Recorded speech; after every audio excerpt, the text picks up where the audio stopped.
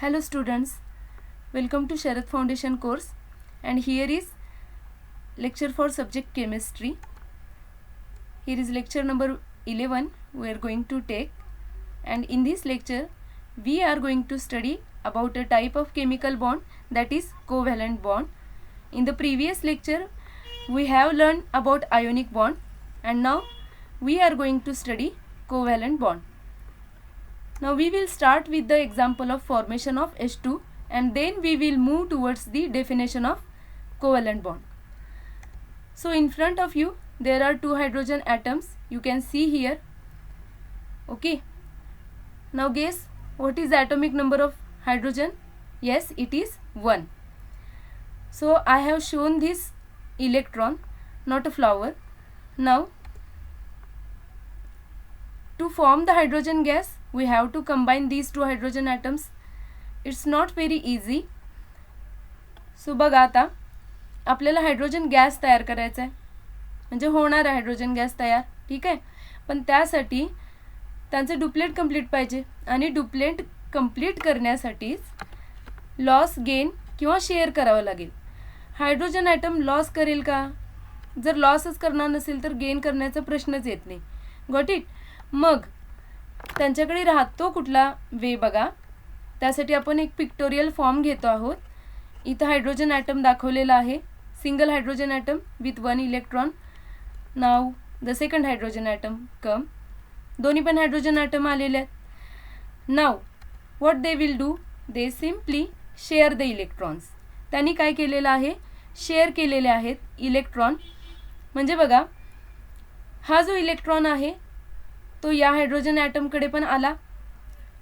ठीक आहे, म्हणजे या इलेक्ट्रॉनवरती दोघांचा पण अधिकार राहील. या इलेक्ट्रॉनवरती या पण हायड्रोजन ॲटमचा अधिकार असेल आणि या पण हायड्रोजन ॲटमचा. So this is called as sharing. Okay, here H2 gas is formed just because of sharing of electron pair. So जो बॉन्ड शेअरिंगने होतो इलेक्ट्रॉनच्या, त्याला आपण काय म्हणणार आहे, तर कोव्हॅलंट बॉन्ड म्हणणार आहे. ठीक आहे, ही आहे कोव्हॅलंट बॉन्डची डेफिनेशन.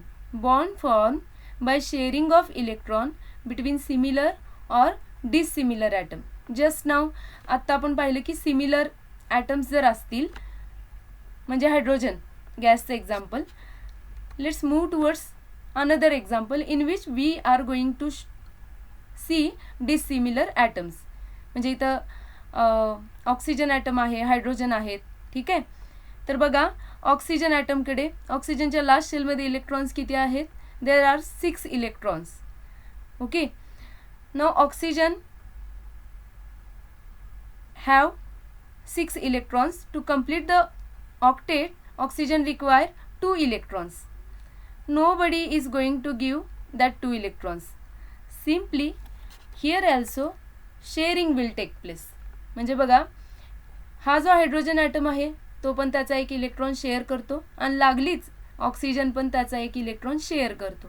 हा पण हायड्रोजन ॲटम इलेक्ट्रॉन शेअर करतो, ऑक्सिजनचा हा इलेक्ट्रॉन शेअर होतो. ठीक आहे, मग असं करून दोन्ही पण हायड्रोजनचं डुप्लेट कंप्लीट होतं आणि ऑक्सिजनचं ऑक्टेट कंप्लीट होतं. बघा इथं ऑक्सिजनसाठी 2, 2, 4, 5, 6 आणि 7, 8 असं करून ऑक्सिजनचं ऑक्टेट कंप्लीट होतं आणि हायड्रोजनचं डुप्लेट कंप्लीट होतं. आणि अशा प्रकारे जे गरजेचं आहे ते पाणी तयार होतं. ठीक आहे, आणि ते कशामुळे तयार झालेलं आहे, तर कोव्हॅलंट बॉन्डिंगमुळे. Got it? मग कोव्हॅलंट बॉन्डिंग म्हणजेच काय? Bond form due to the mutual sharing of electrons between similar or dissimilar atoms. Atom similar पण असतील किंवा डिसिमिलर पण असतील, पण त्यांच्यामध्ये काय होणार आहे, शेअरिंग होणार आहे. शेअरिंग कोणाचं, तर इलेक्ट्रॉनचं. So depending on the shearing there are types of covalent bond. First of all आत्ताच जस्ट बघितलं बघा, सिंगल कोव्हॅलंट बॉन्ड म्हणजे ज्याच्यामध्ये शेअरिंग एका इलेक्ट्रॉन पेअरचं होतं. पेअर म्हणजेच काय, जोडी. प्रत्येक ॲटम एक एक इलेक्ट्रॉन देतो शेअरिंगसाठी, म्हणजे आपण काय म्हणू शकतो, शेअरिंग ऑफ 1 इलेक्ट्रॉन पेअर. ठीक आहे, डबल कोव्हॅलंट बॉन्ड म्हणजेच काय, sharing of 2 electron pair. Triple covalent बॉन्डमध्ये काय होणार आहे, sharing of 3 electron pair. Each atom contributes its 3 electron so that 3 electron pairs get formed. Okay, now here is the bonding between these atoms. Now here hydrochloric acid electron pair shared is 1 and type of covalent bond is single. For oxygen gas, that is O2, 2 electron pair shared by 2 oxygen atoms, so there will be formation of double covalent bond. जर आपण example घेतलं nitrogen गॅसचं, तर नायट्रोजनच्या last शेलमध्ये असतात 5 electrons. Okay, 5 electrons are there in the nitrogen's last shell for both of these nitrogen atoms. बघा, 5 electrons are there. To complete the octet they require 3 electrons. So each nitrogen atom is going to share 3 electrons. प्रत्येक nitrogen item किती electron share करेल? 3 electron.